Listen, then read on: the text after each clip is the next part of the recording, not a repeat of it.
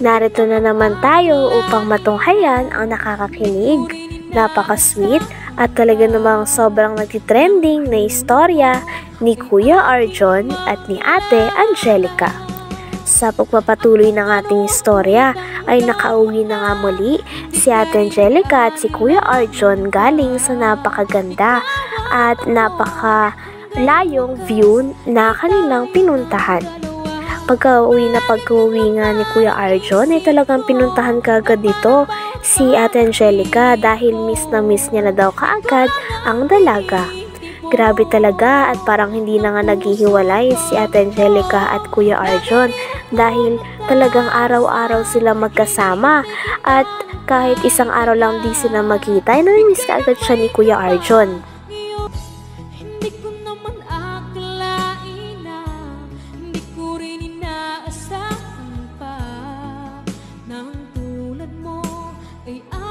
Kailangan kita ngayon. Huwag ka magkalala. May tips ako sa'yo. Isang daang milyong piso. Magkano ba?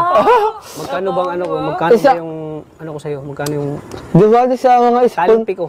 Diwali sa mga sponsor na darating sa akin. Pero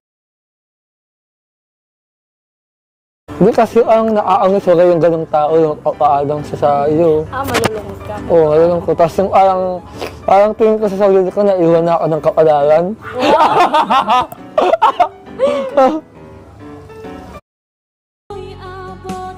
Grabe at sabi nga ni Kuya Arjon ay wala pa nga daw ilang araw ay namimiss niya na kagad si Ate Angelica.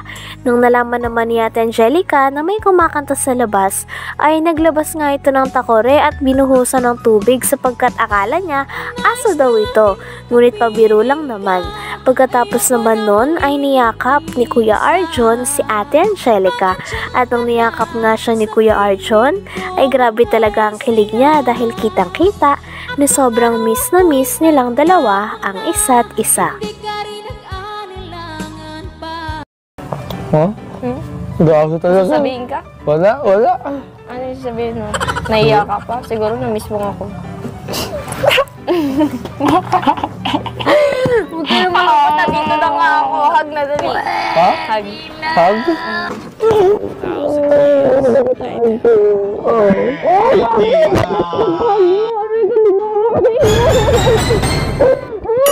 sana ko? Hindi kasi sa batang nangis. Masaway ko papatay ko ngayon. Hindi kasi sa batang nangis eh. Ikaw naman, tapos hindi ka na-expect na dito ay kita nakikita. Ikaw rin, namiss kita kaso wala eh. Hindi ka nagpakita sa akin. Ay, kasi muna ako. Tatampo ka. Hindi na. Kumbaga, iniyak ko muna yung lahat ng naramdaman ko. O sige na, mamaya na. Magbabahog ako ng manok. Ako yung puso ni Papa. Ayun! Sakto! Yung agpunta ulit ay walang Matutulungan mo ako Oo, matutulungan kita. Siyempre, bebe-labis kita eh. Atay tayo dyan. Maipot. Hindi ka sanay sa maipot? Yung sa mga, ganyan na naman na umusanay sa'yo. Alam mo, Ojak, pag kasama mo ako, masasanay ka sa mga maduduming bagay. Kaya nga eh. Kasi, Saka, nga wala. Ano? Hindi, pasensya ka na kasi isama ko kasi kayo tata sa mga kalokohan na ginagawa ko. Pagkatapos nga ng kanilang kantahan ay pinasalamatan din ni Kuya Arjon si Kalingap Tata na naging sidekick niya at ito nga kasi ang naggitara habang kumakanta at hinaharana ni Kuya Arjon si Ate Angelica nung araw na yun. Pagkatapos naman nun ay nag-decide naman ng dalawa na may gagawin din sila. Dahil may mga gagawin si Ate Angelica nung araw na yun ay syempre go na go lang si Kuya Arjon lagi na samahan ang kanyang pinakamamahal na si Ate Angelica. Nung araw nga na yon ay magpapakain ng manok si Ate Angelica. Kaya naman kahit hindi sanay si Kuya Arjon sa mga ganong bagay, ay talagang pinilit niya at ginawa niya para lamang mapadama kay Ate Angelica na mahal niya ito. Kalokohan na ginagawa ko. bakit? Kasi Hindi, okay lang yun. Kala ko talaga aso kanina. Nagdala pa naman ako ng takore. Natuwa ko dun sa... Yun na nga ang tanong ko. Nagustuhan mo ba yung kanta ko? Oo naman, syempre. Oo. tinoon ko, ayun, Ang ganda ng song. nagpakaulit ako hanggang natuon ko yun. Para lang sa'yo. Kasi nung pagka-uwi ko galing biyahe, nag-umpisa na ako ng pangarana ko talaga. Kaya naman pala tom na mo kanina. Tapos yung gitarang yan. Akala ko ikaw yung mag-gitar, basta ka tatay na saan mo. Sorry ka. Ay, nako ka. Hindi pa kasi ako marunong. Ah. Hindi pa kasi ako masyadong marunong. Alam mo naman Ako yung tata, magaling siya mag-gitar. Oo eh. So, sunod natin. Tara, Gago. hawak mo to. Binibigyan na nga eh. Hindi abot ang Kuya John, para pansin ko yung jacket mo, parang bago na naman yun ah. Kaya nga eh. Hindi ka talaga sa ganyang jacket, no? Tanto ko ka sa UNA. Kaya na? Kaya sa UNA. Wow! Oo, kaya sa Grabe at napaka-sweet nga ng dalawa. At naglalaro pa nga sila at talagang sinusulit na naman nila ang oras na sila ay magkasama. Napapayakap na nga si Kuya Arjon kay Ate Angelica. Pagkatapos naman nito ay nag-decide naman si Ate Angelica na umakyat nga sa puno ng kalamansi sapagkat gusto niya daw bigyan ng kalamansi si Kuya Arjon. Kaya naman si Kuya Arjon ay bilib na bilib pa rin kay Ate Angelica dahil kaya niya ang mga ganitong gawain. Likide mo? Pwede ba? Sige na.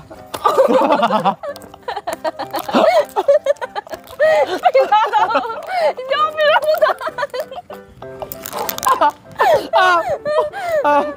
Sabihin ka, oo, sige, tama na. Oo. Baka ihagis kita dyan. Arjun!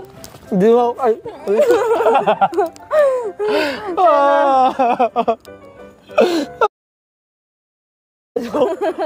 Ay, ka.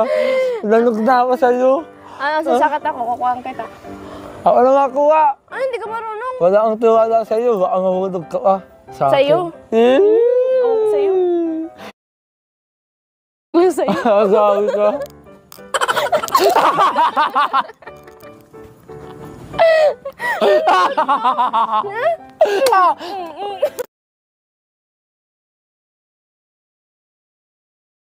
Dapat ako kasi ako. Ganyan ka kaya magdawala. Grabe at patagal na nga ng patagal ay mas nagiging sweet na nga si Kuya Arjon at si Ate Angelica sa isa't isa. Napaka-cute nga ng dalawa dahil nag-aasaran pa nga sila. Kapag inasar ni Ate Angelica si Kuya Arjon ay gaganti din ito. Kaya naman napaka-cute at talaga namang sobrang nakakakilig silang pakinggan at panoodin na dalawa. Kaya napakarami nilang fans ngayon. Ang kalabasi ang pwede dyan sa kilikili mo para walang amoy. Ha? Rexona ang Hindi mo na kailangan ko. kailangan ng Rexona. May kalamansi na. Baka sa kilikili mo lang kailangan kasi yung kilikili mo ang hit. Sa'yo ata, ang itim pa. Alam mo. Yung kilikili mo kasi mabuhok. Mabuhok Mga ka ano dyan. nga. Ba't yun sa'yo? Ibubukin ko na itong babae nito. Pag nakita niyang kilikili nito, maputi lang sa una. Pero ang sa yahuti. Oo, sa'yo. Binubutaga mo naman ng mga viewers. Hindi, sorry na ako. Yung nagkaasi, kitang-kita mo ate yung aamo, Ano, kitang-kita. Ilan bang kalamansi? Dalaw na baka matutusok. Ang tinaguri, ang guwil yan ng mantag, anong magang. Aljun, Ay ko, ano? how much? Charot. Hindi yata to hindi yata to unggoy. Kapwe yung babae. Wow! Kapwe! Uy, may Kaya ako kapwe! sa'yo. Uy, may kapwe! Ang ganda lang ang kapwe nito. Aray, ang lipay. Oh. Huwag saan kita pag ako dyan nakababa. Sasaluhin naman kita. Weh.